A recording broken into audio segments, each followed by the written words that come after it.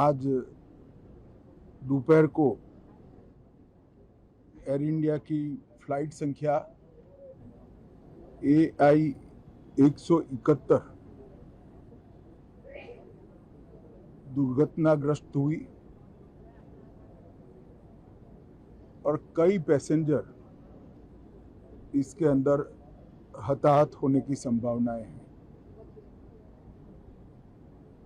इस घटना से पूरा देश क्षुब्ध है और पूरा देश एक साथ पूर्ण संवेदनाओं के साथ ये जो दुर्भाग्यपूर्ण हादसे में पैसेंजर हताहत हुए हैं, इनके परिजनों के साथ खड़ा है।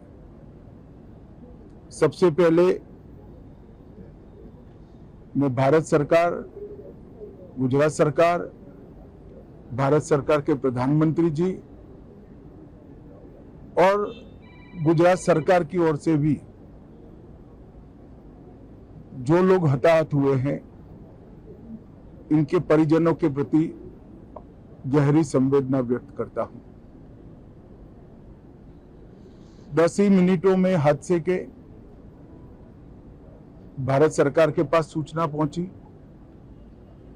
तुरंत ही मैंने मुख्यमंत्री जी, यहाँ के गृह मंत्री, होम डिपार्टमेंट के control room, civil aviation department, civil aviation मंत्री, सभी से संपर्क किया। प्रधानमंत्री जी का भी तुरंत ही फोन आ गया और भारत सरकार और गुजरात सरकार के सभी डिपार्टमेंट एक साथ होकर राहत और बचाव कार्य में लगे। इस विमान में कुल मिलाकर 230 यात्री देश के और विदेश के और 12 क्रू मेंबर सवार थे। इसमें से एक यात्री का बचने का अच्छा समाचार मिला है, मैं उनको मिलकर आया हूं। मृत्यु का आंकड़ा तो DNA परीक्षण और यात्रियों की पहचान के बाद ही अथॉरिटी अधिकृत रूप से घोषित करेगी, मगर जो यात्री बचा है उसको मैं मिलकर आया हूं। घटना के तुरंत बाद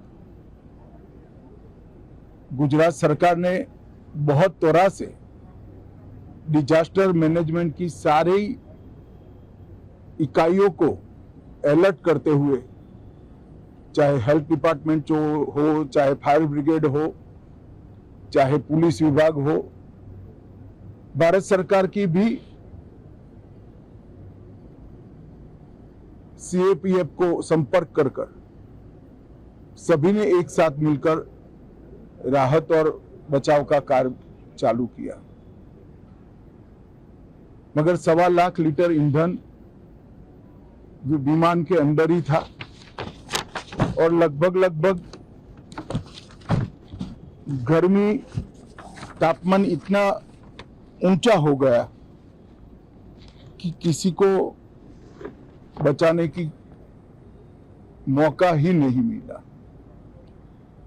अब मैं घटना स्थान पर भी जाकर आया हूं।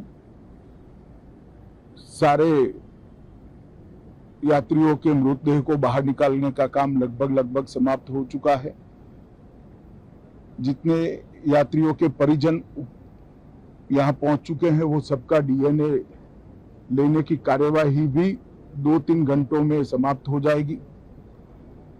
विदेश में जिनके परिजन हैं, उनको सूचना देने की कार्यवाही समाप्त हो चुकी है और जैसे ही पहुंचते हैं उनके भी DNA सैंपल लिए जाएंगे और मृतदेहों की पहचान के लिए जितने मृतदेह मिले हैं, इनके भी DNA सैंपल लेने की कार्यवाही समाप्त हो चुकी है। गुजरात में ही लगभग 1000 के आसपास DNA टेस्ट करने पड़ेंगे।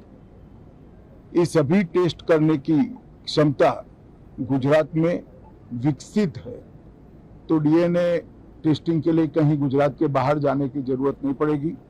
गुजरात की एफएसएल और नेशनल फॉरेंसिक साइंस यूनिवर्सिटी दोनों मिलकर कम से कम समय में डीएनए का परीक्षण पूरा करने के बाद परिवारजनों को अपना मृतदेह परिजन का मृतदेह सौंपने का काम करेंगे। उनके रहने की सुविधा, उनकी सांत्वना की सुविधा, जिनको मेडिकल प्रॉब्लम ट्रॉमा के कारण हुई है, इनकी मेडिकल की सुविधा, ये सारी व्यवस्था बहुत सुचारू रूप से हो चुकी है। अभी रिव्यू मीटिंग में सारी व्यवस्थाओं को हम सब मंत्रियों ने साथ में मिलकर देखा है। एविएशन डिपार्टमेंट ने अपनी जांच शुरू कर दी है और जांच तेजी से आगे बढ़े इसके लिए भी एविएशन मंत्री जी ने सूचनाएं दी है। मैं फिर से एक बार राहत काम में जिन जिन एजेंसियों ने त्वरा के साथ बचाव और राहत का काम किया वो सभी का धन्यवाद करना चाहता हूं और फिर से एक बार जिन्होंने अपने परिजनों को गंवाया है, हताहत हुए हैं, वो सभी को मनपूर्वक संवेदनाएं व्यक्त करता हूं। मैं एक बात जरूर कहना चाहता हूं कि ये एक्सीडेंट है, एक्सीडेंट को कोई रोक नहीं सकता, परंतु 365 दिन 24 घंटा इस तरह की घटना के लिए प्रशासन का जो अलर्टनेस है उसकी कसौटी उसी वक्त होती है जब ऐसी घटनाएं होती है। और आज गुजरात के डिजास्टर मैनेजमेंट की तैयारियों का एक प्रकार से दुर्भाग्यपूर्ण तरीके से मगर कसौटी हुआ और बहुत त्वरा के साथ यहाँ पर काम किया गया, वो पूरे देश के मीडिया के सामने और परिजनों के सामने भी आया है। अंत में मैं फिर से एक बार सम्माननीय प्रधानमंत्री नरेंद्र मोदी जी की ओर से, भारत सरकार और गुजरात सरकार की ओर से सभी हताहत लोगों के परिजनों के प्रति गहरी संवेदना व्यक्त करता हूं। धन्यवाद।